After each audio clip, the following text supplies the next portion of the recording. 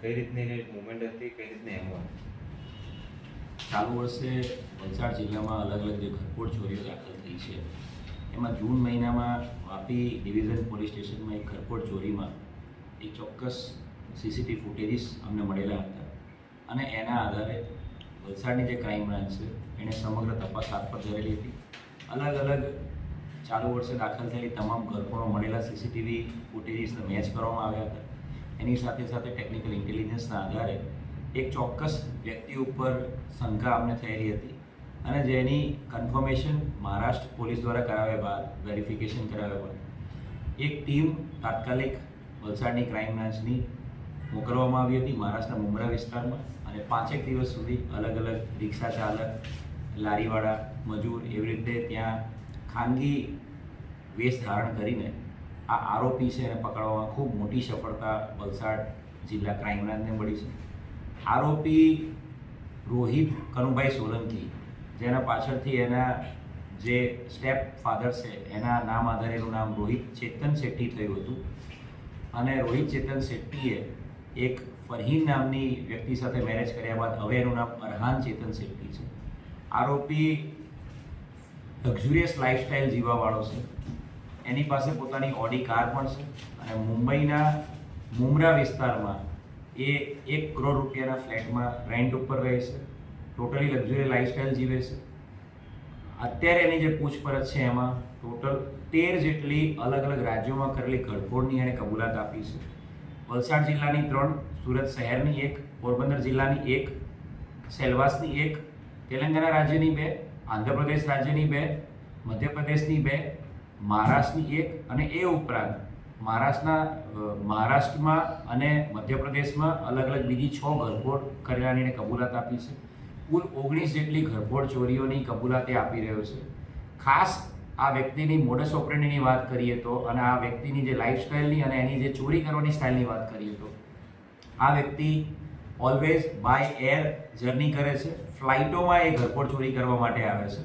ફ્લાઇટમાં આવ્યા બાદ એ 5 સ્ટાર હોટલમાં રોકાય છે અને નજીકના વિસ્તારમાં જે પણ પોસ્ટ ફ્લેટ હોય, જે બંધ ફ્લેટ હોય એના તાળા તોડીને પછી ઘરફોડ કરીને બાય એર એ ભાગી જાય છે અને લક્ઝુરિયસ લાઈફસ્ટાઈલ એની જીવવા માટે થઈને જ આ પ્રકારની એની મોડસ ઓપરેન્ડની ઘરફોડ ચોરી કરવાની છે. ટોટલ એની વિરુદ્ધમાં એનો ગુનાહિત ઇતિહાસ જોઈએ તો ટોટલ 29 જેટલા ગુનાઓ એની વિરુદ્ધમાં ઘરફોડ ચોરીના મહારાષ્ટ્રમાં અને સુરતમાં દાખલ થયેલા છે અને ખૂબ મોટી સફળતા વલસાડ જિલ્લા ક્રાઇમ બ્રાન્ચને મળી છે 19 જેટલી ઘરફોડ ચોરીઓ ડિટેક્ટ કરવામાં અને આરોપીને પકડી પાડવા. છેલ્લા કેટલા વર્ષોથી ઘરફોડ ચોરી કરતો? આની ઘરફોડ ચોરીનો ગુનાહિત ઇતિહાસ જોતા છેલ્લા 6-7 વર્ષથી આ માણસ ઘરફોડ ચોરીઓમાં સંકળાયેલો છે અને એની જે પૂછપરછ કરતા જે છેલ્લા તમામ ઘરફોડ ચોરી બાબતે પૂછપરછ કરતા એ બાય એર જઈ શકાય એવા ટાઉનને જ પ્લાન કરતો હતો. સુરત છે, ઇન્દોર છે, એવા બધા પ્લેસીસ પ્લાન કરતો જ્યાંથી નજીકમાં બાય એર જઈ શકાય અને ત્યાં જઈને બાય એર ફ્લાઇટમાં જઈને પછી હોટલમાં રોકાઈને દિવસમાં ઘરફોડ કરીને એ પોતાની મૂવમેન્ટ કરી લેતો હતો. સર, આ જે આરોપી છે એ શાના માટે ચોરી કરવા કઈ રીતે? ટોટલી એની જે પૂછપરછ કરતા અત્યારે જે ખબર પડી રહી છે એ રીતે લક્ઝુરિયસ લાઈફસ્ટાઈલ જીવવાનો શોખીન છે. ઓડી ગાડી વાપરે છે. 1 થી 1.5 કરોડના ફ્લેટમાં રેન્ટ ઉપર રહે છે મુંબઈમાં અને સાથે સાથે એની પૂછપરછમાં એ પણ ખબર પડ્યું છે કે એ ડ્રગ્સનો બંધાણી છે અને મહિનાનો એનો ડ્રગ્સનો જ ખર્ચો 1.5 થી 2 લાખ રૂપિયા જેટલો છે. એટલે આ લક્ઝુરિયસ લાઈફસ્ટાઈલને પહોંચી વળવા માટે અને પોતાની પત્નીની લાઈફસ્ટાઈલને પહોંચી વળવા માટે આ પ્લાન કરીને ટાર્ગેટ કરીને અલગ અલગ શહેરોમાં અલગ અલગ રાજ્યોમાં ઘરફોડ ચોરી કરવા છે. ચોરીમાં એટલું હતો કે એના સાગરેટો ખરા? અત્યાર સુધીમાં અલગ અલગ ઘરફોડ ચોરીના 10 થી વધુ સીસીટીવી ફૂટેજીસ અમે ચેક કરેલા છે અલગ અલગ રાજ્યોના. બધી જ ઘરફોડ ચોરીમાં એની એકલાની જ મુવમેન્ટ દેખાય છે અને એ બાબતે ક્રાઇમ બ્રાન્ચ અને લોકલ પોલીસ સ્ટેશન એના રિમાન્ડ લઈને વધુ આગળ પૂછપરછ કરશે. વલસાડ પોલીસે આરોપીને કઈ રીતે શોધી કાઢવામાં કેટલી મહેનત કરી?